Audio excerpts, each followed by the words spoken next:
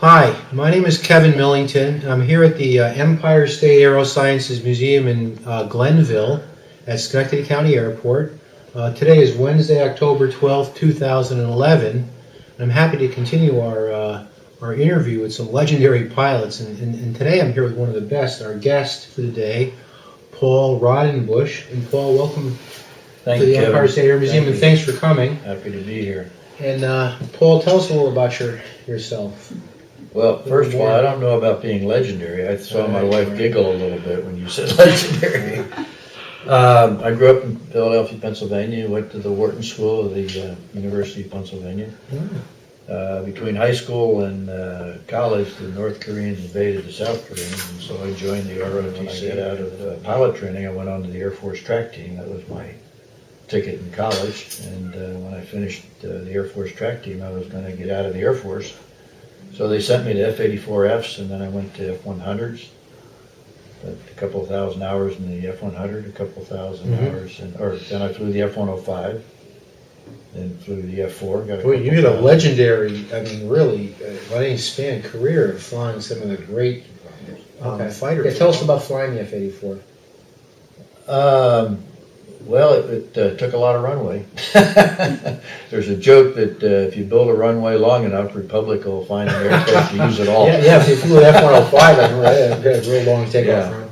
But it was a good, I didn't fly it that long, so most of my experience is in the F-100 and the F-4. What years did you fly the F-84? In 1957. I just flew it in that 1 year. All right. Then you transitioned on to the F1, North American F-100. F-100, I flew that from 1957 to 1965. Oh, you had a long career on that. And then I flew the F-105 from 65 to 67. Okay. And then the F-4 from 67 to I retired in 1976. Paul, how many total hours do you have on fighters? Close to 5,000. Oh my God, 5,000. Jeez. But I stayed in the cockpit. As a matter of fact, Steve was kidding me. He served his tour at the Pentagon, and I dodged and ducked the Pentagon and staff jobs for 20 years. The significance, I guess, is that the 105 was one of probably the largest single-engine planes, most powerful fighters ever built. It had an F designation, but did you perform fighter missions in it? Oh yeah. Well, we used to joke that flying the 105 was like sitting on your front porch flying your house. Oh yeah, they're large aircraft. And they had a rope in the map case, and if you had to evacuate without a ladder, you'd throw the rope over the stick. Oh, it was very high, yeah. It was very high. Yeah. It was like, it seemed like 15 feet high, and you could not get out over the wing. Most aircraft, you could get out of the cockpit and onto the wing and then drop off. You couldn't in the 105. So you'd throw the rope over, stick the rope over the stick, and then shimmy down the side. Oh, geez, that sounds dangerous. It was a great aircraft. It had an internal bomb bay, lots of fuel. Also made by Republic. Made by Republic and What year did you fly that? From 65 to 67. Okay. Did you fly the D model? The D model and the F. We had the F was the 2-seat. Okay. Where did you fly from? Spangdahlem, Germany. All right. Then we transitioned from the 105 to the F4. And did you spend most of your time on F4s? Well, the latter part of my career, I spent about 7 or 8 years in the F4. Oh boy. Then they kicked us out of Spangdahlem, and we ended up at Holloman.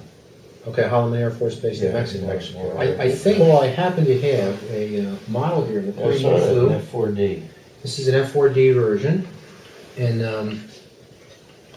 this is a very powerful plane. Yep. I recall. If it was an operational service today, it would probably still be together with the F-15, probably one of the fastest fighters in the world. It would go twice the speed of sound. Yes, and it had I know it was a very large fighter, Mm-hmm. and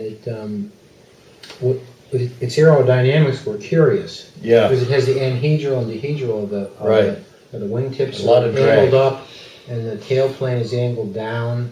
Right. And tell us about how it was to fly. Was it a Well, it didn't look as aerodynamic as, say, the No, it's F-105. not. Well, we used to joke that it has the aerodynamics of a typewriter falling off a table. But they overcame the high drag with powerful J-79 General Electric engines, which really were built in this area, I think. Yes.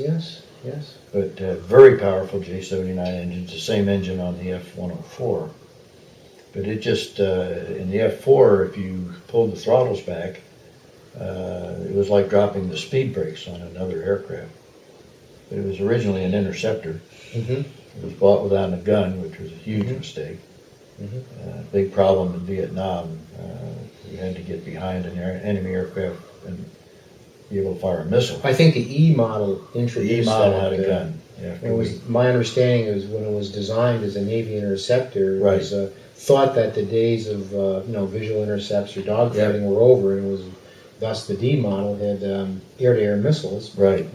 but no internal amount of gun for a close Exactly. range fight. Later on, we hung guns on it, and when Steve and I were flying it, we would also practice strafe with a gun pod. Oh, okay.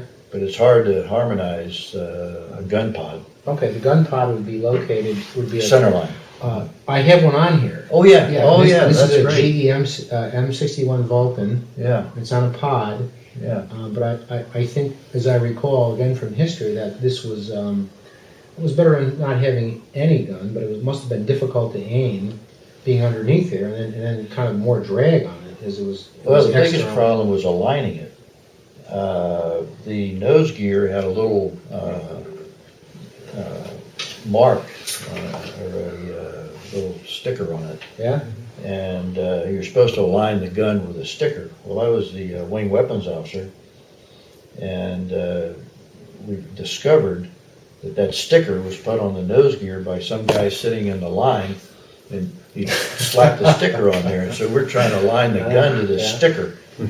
So then we finally etched a mark on the door, and would align the gun with that etched mark, so that they're a little more accurate than they were when we first started.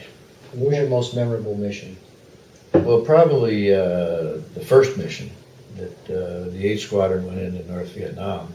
I was the operations officer, which is kind of the equivalent of the chief pilot. Oh, that's a leadership position in the squadron. Yeah, that's true. And so we got our first mission into North Vietnam. Well, of course, the commander was going to lead the squadron into North Vietnam.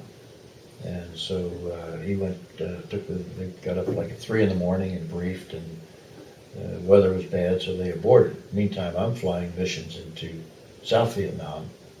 We would take off from Tak Ly, refuel, hit a target, land at Tan Son Nhut or Da Nang in Vietnam. That's in South Vietnam. South right? Vietnam. Okay.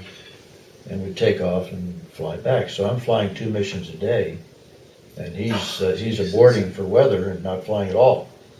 So finally, after 10 days, he said, "Well, Paul, you can take the mission today. There's no chance that the weather's going to clear, and I'm going to fly into South Vietnam." Well, the weather cleared, and so I got to lead the first mass gaggle into to North Vietnam. Oh. And What was your mission?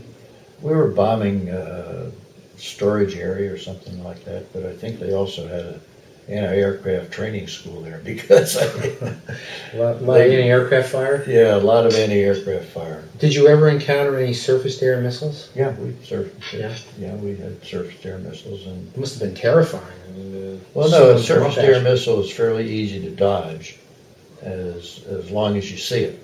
Uh-huh. And of course, the most important thing is to fly a formation spread, not just above the clouds, so you have plenty of room. Mhm. And what you do is you, when you see a missile coming up, you stick the nose down, and then the missile points 7 times in front. So you get the aircraft pointed down, the missile gets pointed down 7 times ahead of you, and you pull up and you can't So make. as you're flying, the missile would be Right. going up to get you. Well, what you do and is you're you would, so we're flying along in a big gaggle, and there's all these other aircraft. So the missile comes up, so you just roll in, roll down, get the missile pointed down, and then you come up, and then the missile meantime can't make, it's pointed way ahead of you. You pull up, it can't make the turn, it just spins out of control. oh So it's easy to dodge, but the technique is to see it before